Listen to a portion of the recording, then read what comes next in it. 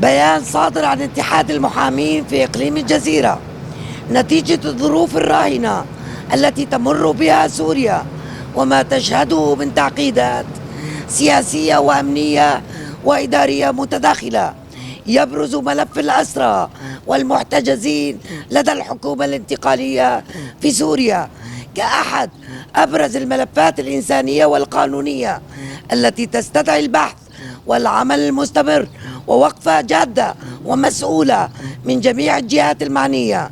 وقد تصاعدت في الآونة الأخيرة المطالبات الشعبية والحقوقية بضرورة معالجة هذا الملف في ظل ما يحمله من أبعاد إنسانية عميقة تمس كرامة المواطن وحقوقه الأساسية وتؤثر بشكل مباشر على عائلات المحتجزين والمجتمع معا.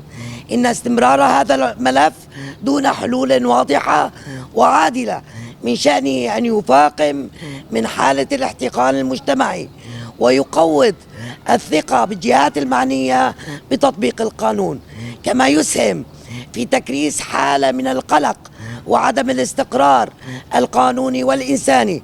وعليه فإن معالجة هذا الملف لم تعد خيارا مؤجلا، بل باتت ضرورة ملحة تفرضها الاعتبارات القانونية والأخلاقية وكذلك الالتزامات المترتبة بموجب اتفاقية 29 يناير والقوانين الوطنية والدولية ذات الصلة.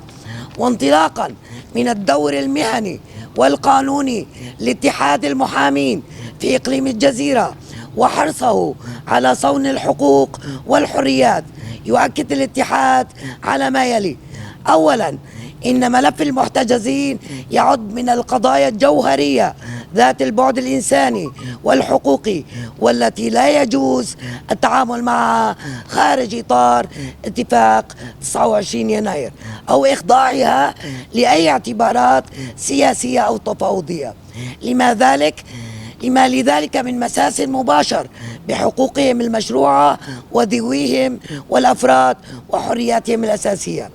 ثانيا، يشدد الاتحاد على ضرورة التزام الحكومة الانتقالية باتفاق 29 كانون الثاني باعتباره خارطة طريق قانونية وسياسية وإدارية لمعالجة الملفات العالقة، وفي مقدمتها ملف المعتقلين الذي بات يشكل قضية رأي عام تستدعي معالجة عاجلة ومسؤولة.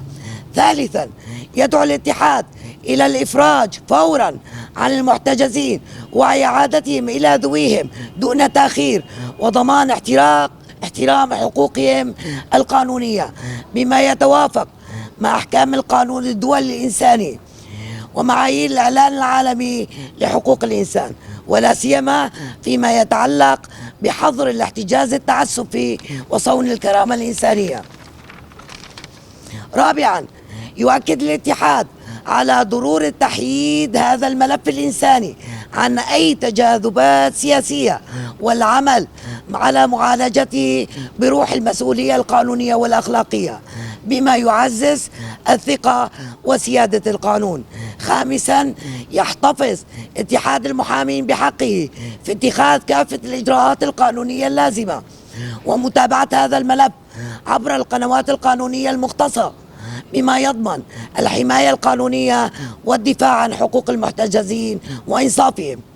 إن اتحاد المحامين في إقليم الجزيرة يؤكد على هذه المبادئ ويدعو كافة الجهات المشرفة في الحكومة الانتقالية إلى الالتزام الجاد بمسؤولياتها القانونية والإنسانية والعمل على إغلاق هذا الملف بما يحقق العدالة ويحفظ الكرامة الإنسانية ويعيد الطمأنينة إلى المجتمع. اتحاد المحامين في إقليم الجزيرة، قامشلو، 23 نيسان 2026.